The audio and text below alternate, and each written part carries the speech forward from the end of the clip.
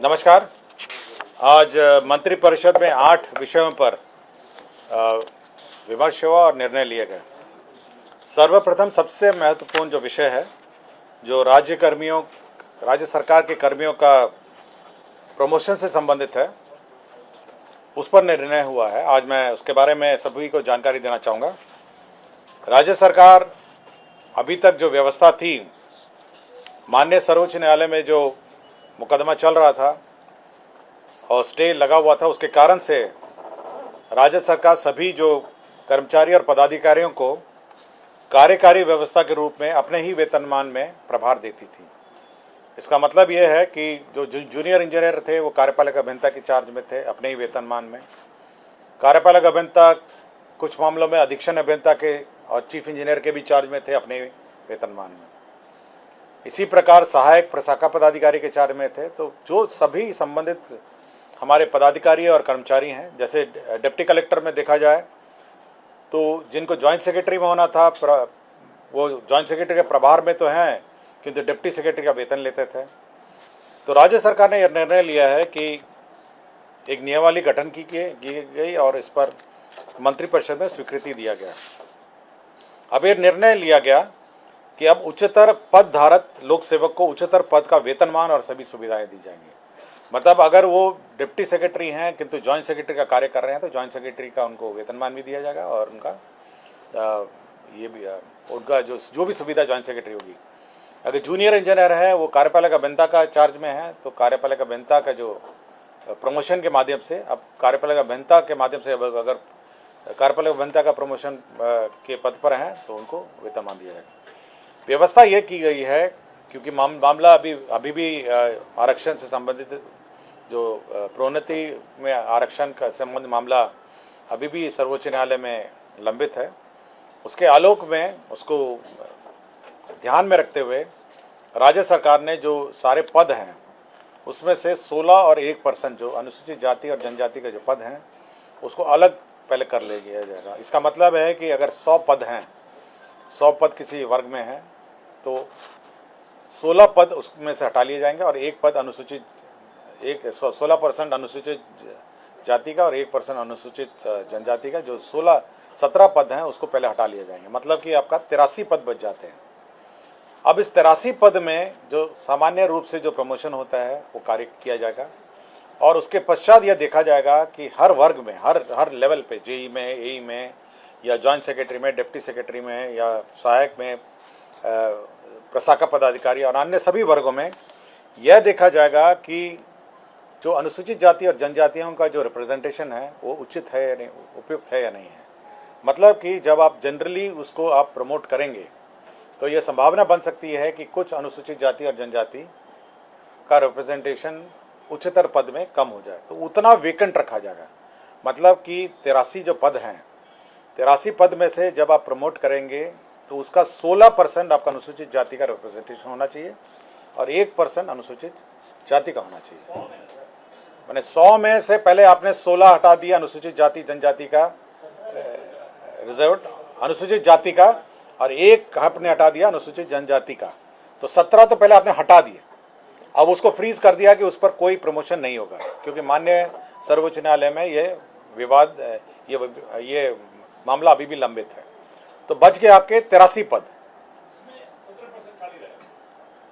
नहीं, आप पहले 100 पद, जैसे किसी में, जैसे जब आपका एग्जीक्यूटिव इंजीनियर का ले लीजिए, या तो 100 पद हैं, 100 पद में पहले आप 16 और 1 आप पहले हटा लेंगे, 17 हट गए तो बच गए आपके 83 पद में। अब आप सामान्य रूप से इसको प्रमोट करेंगे, पूरी एक सीनियरिटी लिस्ट बनाएंगे सभी का। अगर आपको एग्जीक्यूटिव इंजीनियर में करना होगा तो असिस्टेंट इंजीनियर की एक लिस्ट बनेगी, तो असिस्टेंट इंजीनियर की लिस्ट में सीधा एक बार प्रमोट करेंगे आप सभी को, मतलब सामान्य रूप से सीनियरिटी इसके हिसाब से। लेकिन यह संभावना है कि क्योंकि अनुसूचित जाति जनजाति अपने अलग अलग जगह पे हैं सीनियरिटी की लिस्ट में, वो कहीं हो सकता है कि वो जब फाइनली 83 में जब प्रमोशन होगा तो हो सकता है वो 16 और 1 में, और मतलब 16% इस 83 का 16% और 83 का 1% भरे नहीं होंगे। तो यदि नहीं भरते हैं तो उसको खाली रखा जाएगा और उसके बारे में बाद में निर्णय लिया जाएगा। अब बिल्कुल क्लियर हो गया, हमें इसमें कोई डाउट नहीं है। पहले फॉर्मूला देखिए, पहले पहले आप कार्यपालक अभियंता का ले लीजिएगा, 100 पद हैं आपके। 100 पद में पहले आपने 16 पद आपने हटाए अनुसूचित जाति का, और 1 पद आपने हटाया अनुसूचित जनजाति। 17 पद आपने फ्रीज कर दिए, उस पर कोई प्रमोशन नहीं होगा और कोई पदस्थापन नहीं होगा। तो केवल अब पदस्थापन होगा 83 में। अब 83 के लिए आपके पास एक सूची है असिस्टेंट इंजीनियर की, सहायक अभियंताओं की, उसकी वरीयता सूची है। आप उस वरीयता सूची के हिसाब से उसको प्रमोट करेंगे। जब आप उस वरीयता सूची के हिसाब से प्रमोट करेंगे तो हो सकता है कि आप जब वरीयता जनरल मतलब सभी को एक साथ सामान्य मांग के आप प्रमोट करेंगे एक वरीयता सूची के हिसाब से, तो ये संभावना है कि जब कार्यपालक अभियंता में प्रमोट कर रहे होंगे तो उनका जो अनुसूचित जाति और जनजाति का रिप्रेजेंटेशन जो है वो 16 और 1 से कम हो सकता है। कुछ जगह हो सकता है, प्रशाखा में हो सकता है, या सहायक से वरीय में हो सकता है, या अंडर सेक्रेटरी से डिप्टी सेक्रेटरी में हो सकता है कम हो जाए। तो आप उतना पद खाली रखेंगे जितना भरा नहीं जाता है। मतलब ये बिल्कुल स्पष्ट है। 16 और 1 का आप हिसाब से आप उसको चेक करेंगे कि वास्तव में 16 और 1% प्रमोट हुए या नहीं हुए। यदि उतने प्रमोट नहीं होते हैं तो उतने पद खाली रखे जाएंगे और उस पर बाद में निर्णय लिया जाएगा कि उन पदों को कैसे भरा जाए। नहीं, इसमें भी हो गया 83, टोटल 83 में हुआ।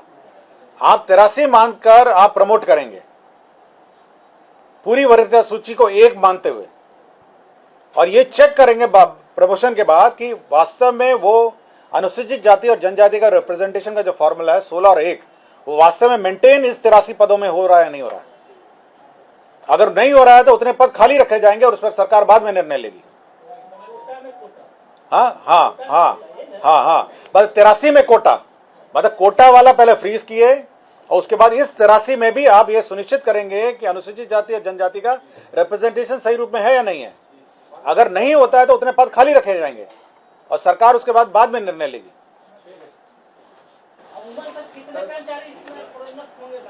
पूरे राज्य के सभी, पूरे राज्य के, पूरे आपके मतलब जिला स्तर के कर्मचारी हैं, आपके राज्य स्तर के हैं, संवैधानिक पूरे कार्य बहुत ज्यादा होंगे। आपके पुलिस व्यवस्था में भी प्रमोशन होगा, आपके इंजीनियरिंग व्यवस्था में होगा, आपके डिप्टी कलेक्टर्स में होगा, जितनी राज्य सेवाएं होंगी, फिर जिला स्तरीय काडर भी है, बहुत सारा है। तो बड़ी आपका पंचायत से नीचे वाले भी तो हैं, आपके जिला स्तरीय काडर भी तो आपका है।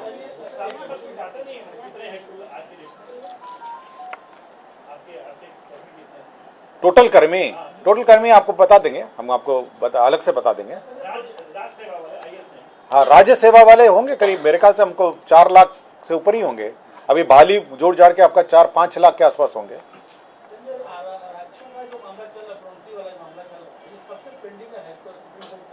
ये 2016 से पेंडिंग है, 2016 से पेंडिंग है। मतलब 6 साल से हम लोग प्रोन्नति नहीं कर पाए हैं, तो इसलिए वैकल्पिक रूप से हम लोगों ने ये व्यवस्था की है कि प्रमोशन हो और साथ ही अनुसूचित जाति और जनजाति का जो रिप्रेजेंटेशन है प्रमोशन में बाद में वो भी रहे। और जब फाइनली जो माननीय उच्च न्यायालय का, सर्वोच्च न्यायालय का निर्णय आएगा तो वो जो 16+1 वो फ्रीज्ड वैकेंसीज हैं उस पर भी निर्णय होगा। फिर एक बार फिर से पूरी एक्साइज प्रमोशन और रोस्टर की बात की जाएगी। कार्यकारी प्रभार लेकिन रेगुलर है ये, मतलब रेगुलर वेतन है। मतलब अगर उसको प्रभार आप देते हैं सहायक अभियंता से असिस्टेंट इंजीनियर का, तो असिस्टेंट इंजीनियर का उसको वेतन देना पड़ेगा। तो असिस्टेंट इंजीनियर साहब एग्जीक्यूटिव इंजीनियर का जो प्रभार देते थे पहले, आप अपने वेतनमान में देते थे, अब उच्चतम वेतनमान में आप देंगे। मतलब वो क्योंकि मान्य अभी मामला अभी भी मतलब न्यायालय में विचाराधीन है ना, इसलिए कार्यकारी है।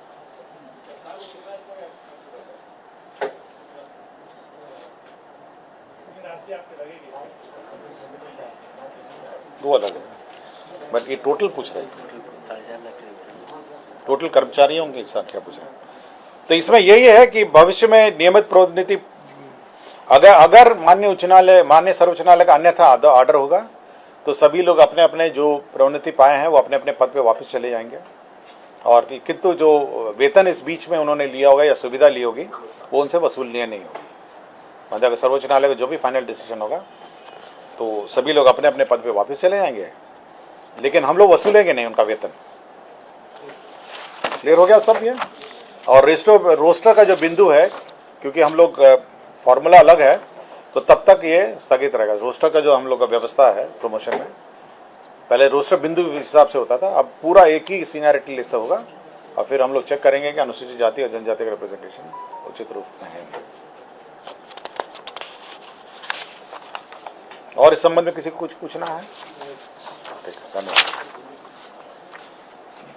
मंत्रिपरिषद ने एक निर्णय गृह विभाग से संबंधित लिया है। वामपंथी उग्रवाद प्रभावित राज्यों में केंद्र प्रायोजित विशेष आधारभूत संरचना योजना के अंतर्गत 2022-26 से तक का 37 करोड़ 83 लाख का योजना स्वीकृत किया है।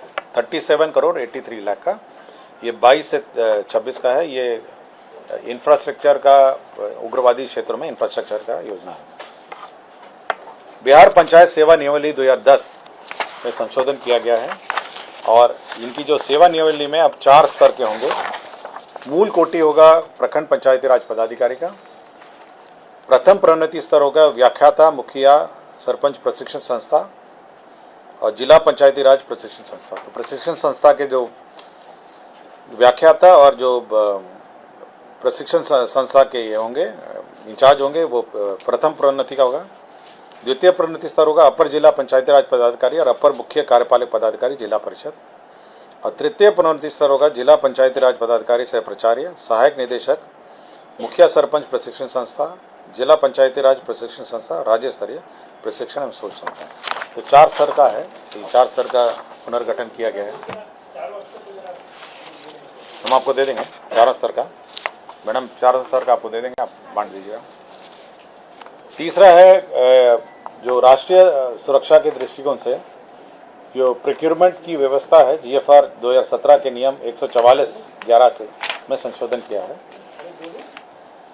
प्रोक्योरमेंट मतलब जो टेंडर वेंडर में कौन भाग लेंगे और कौन नहीं भाग लेंगे, इसमें केवल राष्ट्रीय सुरक्षा के दृष्टिकोण से ऐसी संस्था डिबार्ड रहेंगी जो मतलब देश के राष्ट्रीय सुरक्षा से संवेदनशील जो देश हैं उनसे तालमेल रखती हो, उनके साथ साठगांठ करती हो, वैसे कंपनियों का टेंडर में भाग लेना वर्जित रहेगा। मतलब जैसे मैं कोई कंपनी भाग लेती है, अगर उस कंपनी का कोई अग्रीमेंट या डीलिंग या कुछ अरेंजमेंट किसी अन्य ऐसा देश से हो जो राष्ट्रीय सुरक्षा के दृष्टिकोण से उचित ना हो, तो वैसे कंपनियां भाग नहीं ले सकती। अभी कौन सा कंट्री नहीं है मुझे नहीं पता, लेकिन राष्ट्रीय सुरक्षा से के दृष्टिकोण से ऐसे कंपनियां, ऐसे देश से जो तालमेल रखते हों वो रूल चेंज है, कोई कंट्री का नाम उसमें उल्लेखित नहीं है। राज्य के सभी राजकीय दंत महाविद्यालय या राजकीय दंत महाविद्यालय अस्पताल में नामांकन एवं अन्य शुल्क का निर्धारित किया गया है। एडमिशन फीस क्या होगा, ट्यूशन फीस क्या होगा, हॉस्टल फीस क्या होगा, कॉशन फीस क्या होगा, तो सारे फीस का निर्धारित किया गया है। जैसे मेडिकल कॉलेजेस में हुआ है उसी प्रकार डेंटल कॉलेज में भी फीस समान अनुपात में निर्धारित किया गया। तो चाहिए होगा फीस, मैडम आपको दे देते हैं। इंदिरा गांधी आयुर्विज्ञान संस्था पटना में 149 पदों का सृजन किया गया IGIMS में। खरीफ विपणन मौसम में हर साल बैंक गारंटी ली जाती है और जो कोऑपरेटिव बैंक और अन्य सहकारी संस्थाओं को लोन दिया जाता है प्रोक्योरमेंट के लिए। तो 8,000 करोड़ का लोन लिया जा रहा है जिसमें सरकार गारंटी दे रही है। अंबिका प्रसाद गुप्ता है, अपर जिला एवं सत्र न्यायाधीश दरभंगा, तो बर्खास्त हैं। बर्खास्ती आदेश को रद्द करते हुए वापस लिया गया है। ये बर्खास्त हुए थे 3/9/2015 को, उनका बर्खास्त किया था वापस लिया गया। तो यही 8 एजेंडा हैं जिस पर आज निर्णय लिया गया। धन्यवाद।